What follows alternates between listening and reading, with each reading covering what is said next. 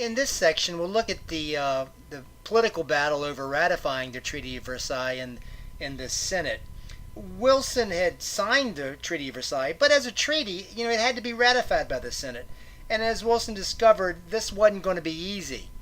Between 9 and 14 members of the Senate absolutely refused to ratify it, regardless of any possible amendments that the Senate might add. They were known as irreconcilables. They couldn't be reconciled with it. They included a number of people that cited Washington's farewell address to avoid entangling alliances. They noted America's tradition of isolationism. And they, unfortunately for Wilson, dominated the Senate Foreign Relations Committee. Other groups opposed and were members of the Irreconcilables were Irish Americans, who thought that Wilson should have pushed harder for Irish independence from Britain at Versailles, Italian Americans, who thought that Italy didn't get enough, and German Americans, who thought the treaty was too harsh on Germany, and so they rejected all of it. Finally, a group of Midwestern progressive reformers, such as Wisconsin's La Follette, opposed it because they saw it leading to imperialism, upsetting, the cause of world reform. There was a small group of liberals that thought that the United States should not sign it as well. There was also a group between 40 and 50 senators, the majority of the senators, who could vote for the Treaty of Versailles. They might vote for it, but they demanded amendments to change it. And this was led by the Republican Henry Cabot Lodge. Lodge had voted for the idea of an international organization before the war, but he wanted Republicans to take credit. Many Republicans simply wanted to tick off Wilson, given that Wilson had brought only Democrats to the peace talks. In off-year congressional elections 1918, Wilson gave a blanket endorsement to the Democrats, which also ticked off some of the Republicans like Lodge. Anyway, Lodge proposed 14 amendments, which passed the Senate in September 1919. These amendments reserved the right for the United States to withdraw from the League. It stated that the League had no control over the U.S. military without the assent of Congress. It declared the Monroe Doctrine was outside the jurisdiction of the League, that was always enforced regardless of what the League said. And it demanded an amendment that said that the League couldn't force the United States to take a mandate without the consent of Congress. Finally, the last group of senators was the group of about 40 senators who were on Wilson's camp. They supported the treaty. The task for Wilson was to perhaps, find the compromise, common ground to get the treaty passed. Initially, Wilson felt like he had some momentum. There were 32 state legislatures and 33 governors that endorsed the League as it was written, and a poll indicated that an overwhelming number of newspaper columnists supported it. But again, the irreconcilables dominated the Senate Foreign Relations Committee, and they stalled a vote trying to whip up opposition.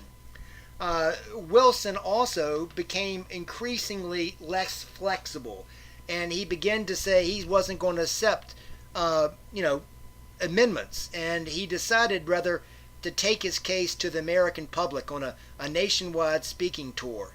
The tour ended up taking its toll on Wilson's health. The doctor had warned him that his health was poor.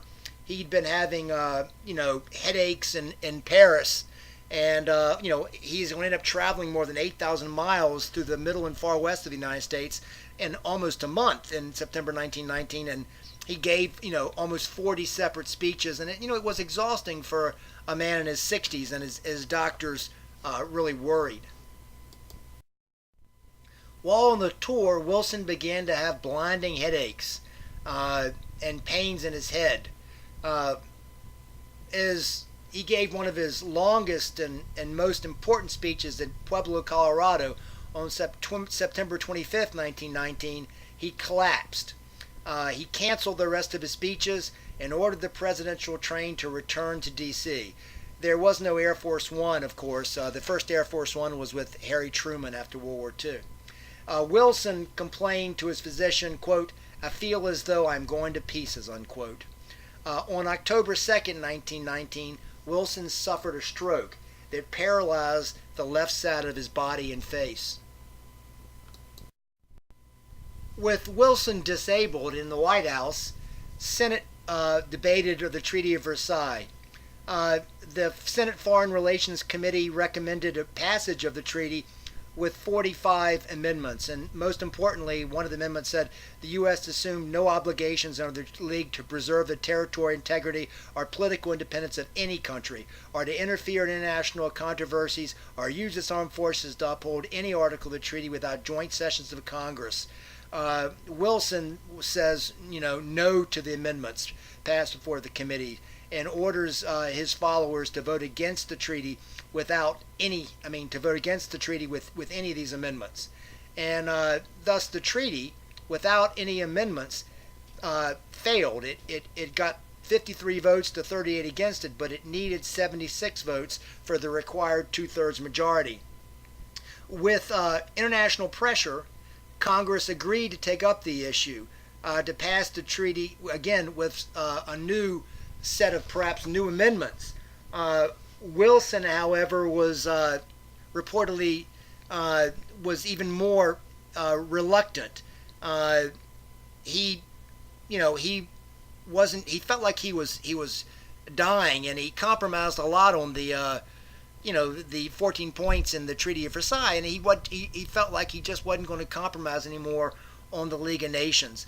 When a bunch of Republicans came to see him and said they were pulling for him, Wilson replied sarcastically, "Really?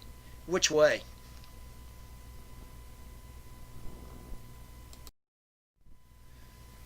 With Wilson being intransigent, the Senate voted again and rejected the League of Nations. The United States did not join the League of Nations. The League of Nations was created and the League of Nations operated, but the United States, its principal architect, the force behind it, did not join. And as a matter of fact, the United States ended up arranging separate treaties of peace with individual nations. It's interesting to note that some have stated that maybe Wilson might have compromised if as I said, he wasn't ill. Some people have noted that Wilson was in the White House and very few people could see him. And a lot of these negotiations were through his physician and his second wife, Edith Galt. Wilson was one of the two American presidents who married in office. He had married in December 1915 after his first wife had died just before his presidency. And the gossip press had followed the courtship and everything. Anyway, the new Mrs. Wilson fiercely guarded her husband and let only a few people see him in bed. And some people wonder if Wilson was not getting all the facts. When one delegation with a compromise came into the White House and was denied access to Wilson, they told Galt, or Mrs. Wilson, she was affecting the welfare of the country. She replied, "I'm not thinking of the country now, I'm thinking of my husband." And some people have said that, that Mrs. Galt was actually determining the outcome. And in that sense, I guess you could say Mrs. Galt, or Mrs. Wilson, was the first female American president. As an aside, after Wilson's illness, the issue of presidential incapacity was debated. The result was the 25th Amendment, which was finally ratified years later in 1967, which set up procedures for the orderly transfer of power to the vice president if the president was unable to perform his duties in office. The 25th Amendment's been invoked several times, for example, when a president is under anesthesia in an operation or whatnot. This concludes the section on the ratification battle over the Treaty of Versailles.